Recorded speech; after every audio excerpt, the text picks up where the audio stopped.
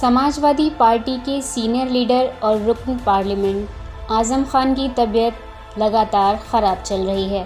لکھنؤ کے میدانتا اسپتال میں ان کا علاج جاری ہے اور ان کی کورونا رپورٹ نگیٹو آ گئی ہے، لیکن جسمانی طور پر وہ انتہائی کمزور ہو گئے ہیں اور کئی طرح کے مرض میں مبتلا بتائے جا رہے ہیں۔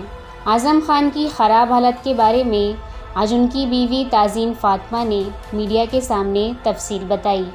تازین فاطمہ نے صحافیوں سے گفتگو کے دوران بتایا کہ اعظم خان کی طبیعت بہت خراب ہے، وہ کئی بیماریوں میں مبتلا ہیں اور جیل میں رہنے کی وجہ سے انتہائی کمزور ہو گئے ہیں۔ ان کے منہ میں السر بھی ہو گیا ہے جس سے وہ کھانا نہیں کھا پا رہے ہیں۔ اس کے علاوہ اعظم خان کے پھیپھڑوں میں انفیکشن بھی ہے جس کی وجہ سے کمزوری بہت بڑھ گئی ہے۔ اعظم خان گزشتہ مہینے کورونا سے متاثر ہو گئے تھے اور پھر ٹھیک ہونے کے بعد پوسٹ کووڈ فائبروسس، کیویٹی اور چیسٹ انفیکشن میں مبتلا ہو گئے۔